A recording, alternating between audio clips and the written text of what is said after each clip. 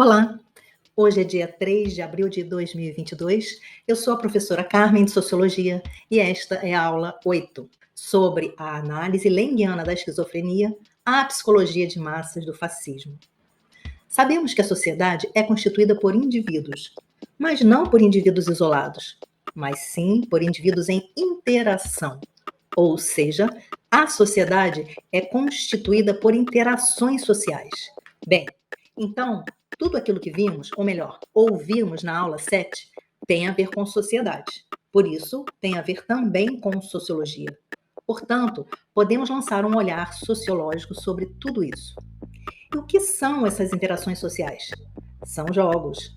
Jogos em que todos nós estamos inseridos, quer queiramos ou não. Por isso, é melhor para nós que façamos um esforço para compreender esses jogos. Caso contrário, seremos facilmente manipuláveis.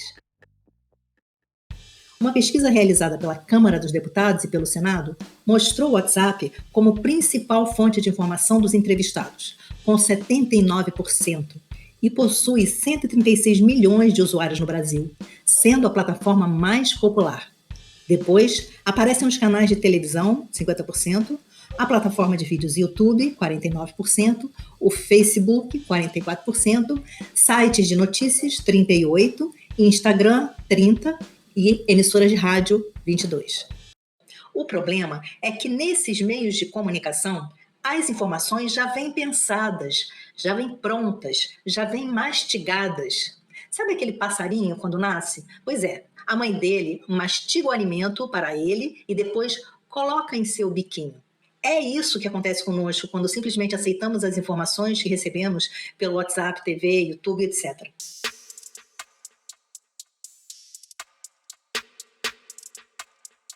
Para pensar, é preciso esforço.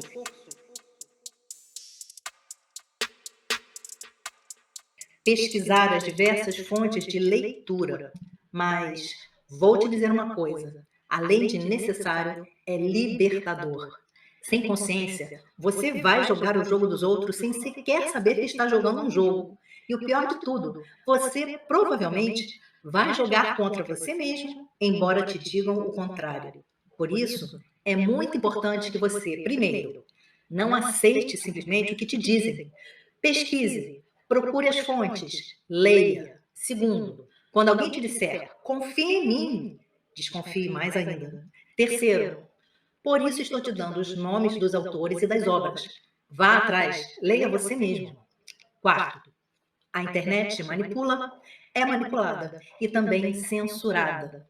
Agora, vamos falar de algumas ideologias e conceitos muito importantes: autoritarismo, hierarquia, nazismo, socialismo, comunismo. Vamos começar falando do autoritarismo.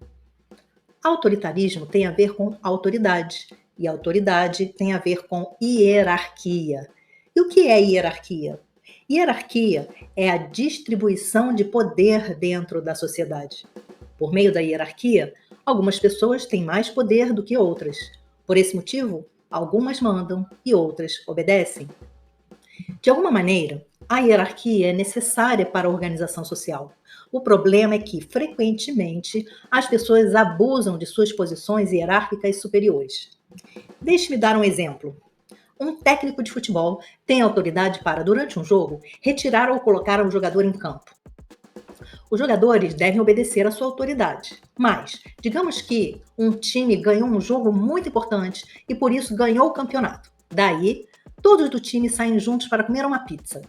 Depois de beber umas cervejas, o técnico manda que um jogador ligue para a sua casa e avise a sua esposa dele, técnico, que está comendo uma pizza com o time. Bem, essa é uma responsabilidade dele e o jogador não tem nada a ver com isso. Só que o jogador sabe que, caso não obedeça, poderá ser prejudicado.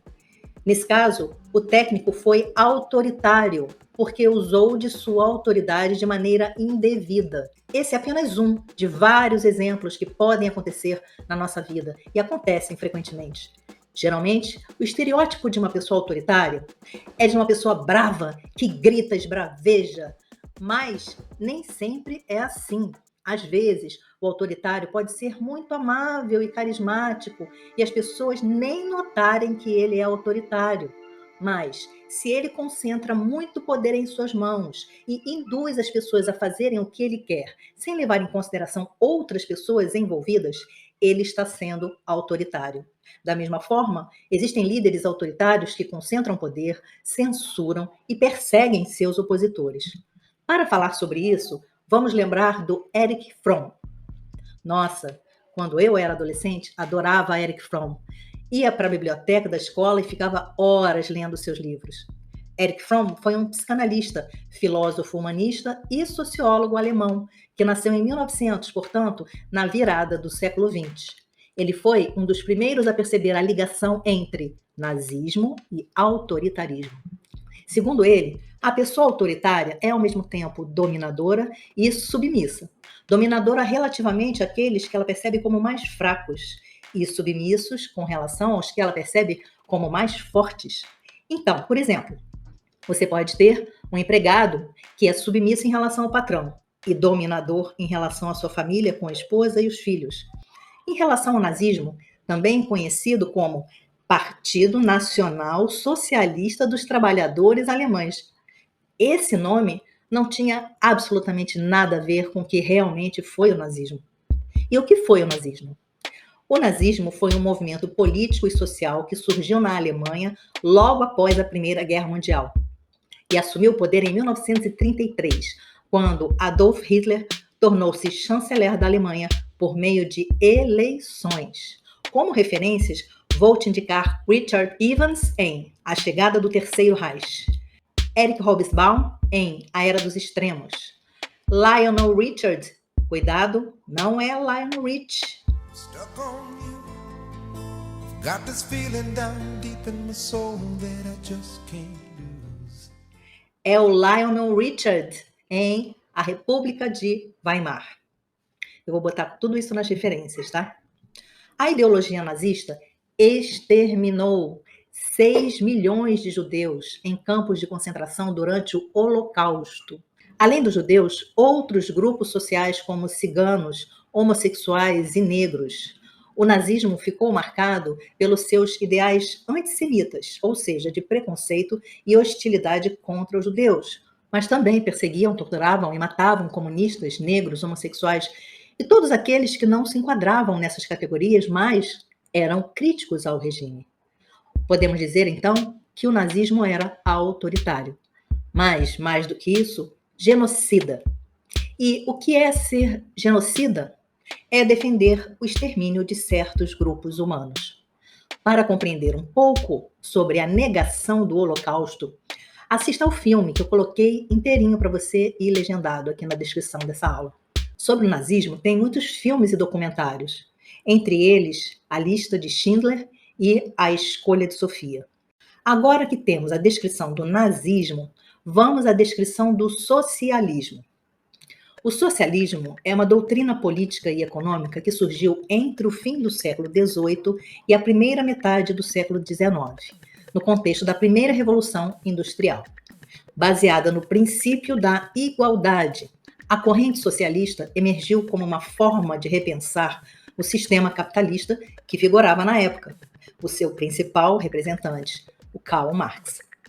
Caso você tenha interesse em conhecer mais sobre o assunto, sem paixões ou ódios, veja no link que deixarei na descrição do vídeo com o título Como Estudar o Marxismo.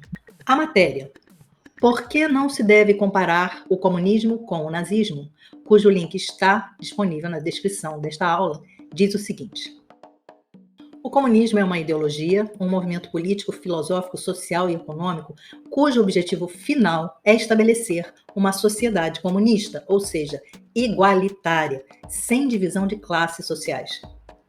O comunismo seria uma etapa posterior ao socialismo. O comunismo é um regime que lutaria contra uma elite opressora para que todos tivessem os mesmos acessos às riquezas materiais e imateriais. Já o regime nazista pregava a preservação de uma elite que, teoricamente, seria superior e, por isso, teria o direito de eliminar ou escravizar os outros. Enquanto a ideologia de Karl Marx tratava de um sistema econômico que lutaria pela igualdade social, o pensamento de Hitler tinha como premissa o extermínio de etnias e grupos. Por esse motivo, são duas coisas bem diferentes. Alguns querem tentar igualar os dois, mas não é correto. O socialismo tem como premissa a justiça social. O nazismo tem como princípio a violência e o extermínio de alguns grupos. Por esse motivo, nazismo é crime, enquanto socialismo e comunismo não são. Esses temas são muito complexos, podem e devem ser aprofundados pela leitura, reflexão e racionalidade.